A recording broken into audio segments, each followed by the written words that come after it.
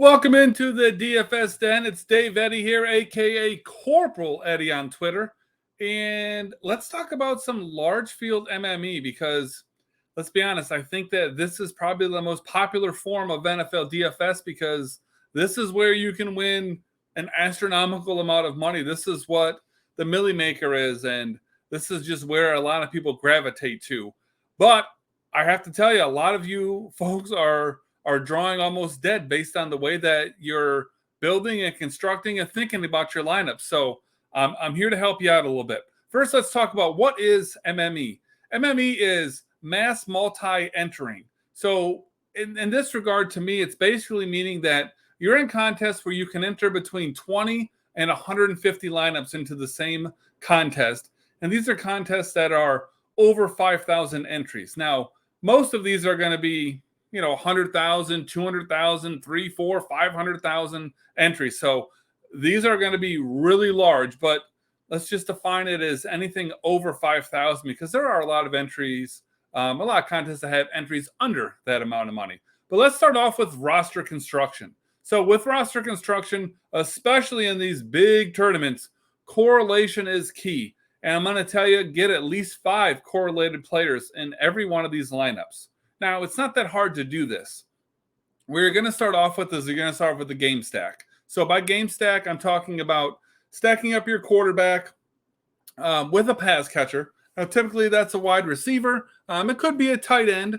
It could also be a running back. Running backs are a little more rare, but you do need to get kind of unique in this kind of format. So, finding a good pass-catching running back makes a lot of sense.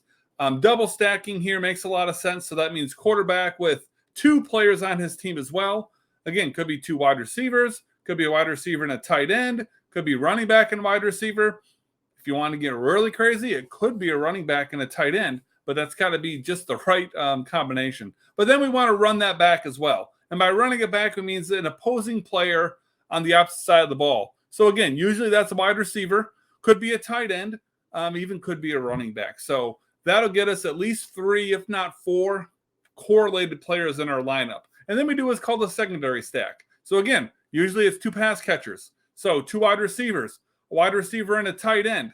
You could also throw a running back in there. Again, when you're talking about secondary stack, it's a little more likely to see a running back, even though the pass catchers are more likely. You also could do a running back in a defense. So the theory here is that if you've got a team that gets out to a big lead, running back's going to get a lot of carries in that game.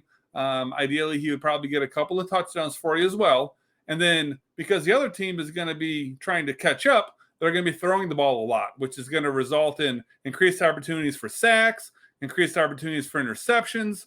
So that's how we score there. So that's another way that you can go about doing things. Now, let's talk about ownership a little bit because ownership is very important when it comes to large field MME.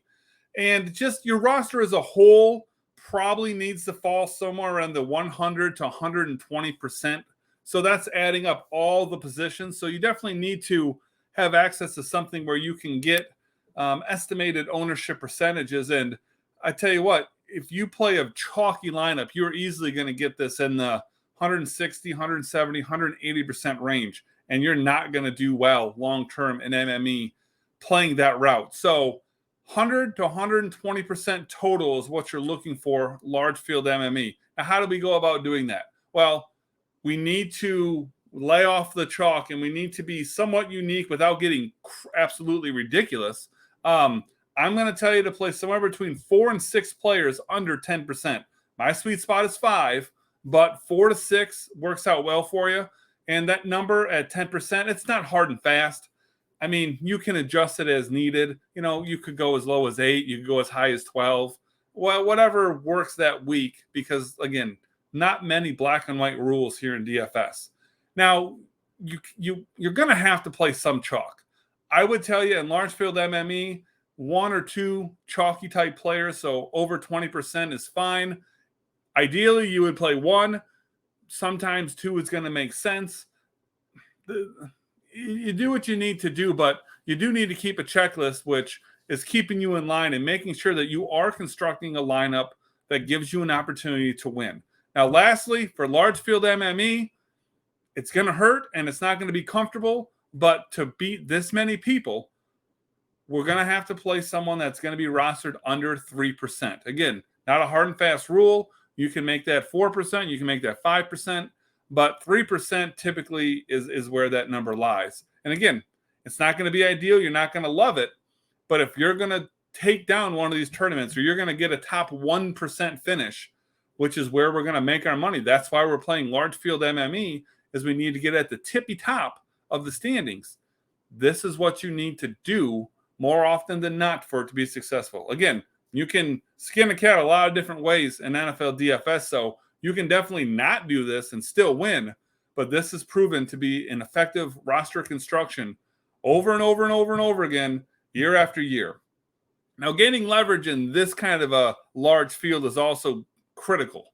So we need to think about a few things. And the best way to get leverage, quite frankly, is just players at the same position or same team against popular players. So if you've got a running back that's looking to be chalky, 40% type ownership play that week, look at the opposite side of the ball. Who's a running back that they're going up against? Odds are he's not going to be remotely as popular. So that would be a nice place that we could pivot, get off of that running back chalk with a player that has some correlation to that player not doing well.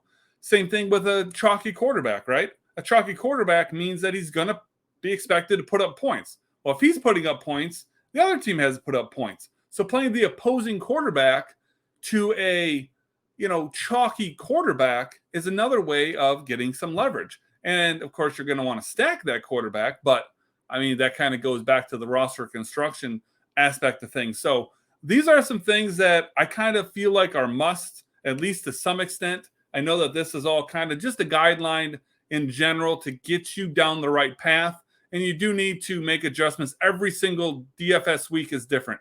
There are not two that are the same. So you do need to think about what you're doing and you need to make the right decision. The last thing I'll throw in there is, especially in large field MME, I am playing a wide receiver in the flex. I am never playing a tight end in the flex. Can you win with a tight end in the flex? Sure. Anything's possible in one given week. But long-term wise, you want to play a wide receiver. You can get away with a running back a lot of times. It's tight end that I'm avoiding. But those are the things you want to think about. I appreciate you tuning in, taking the time to watch the video. If you're not already a subscriber, pop right on over here, subscribe to the channel. Make sure you turn notifications on so you get an alert every single time a new video comes out. And then drop a like on here if you've enjoyed this video, if you've learned something from it, or if you learned something from any of these other strategy videos that I put out for you. I wish you guys the best luck.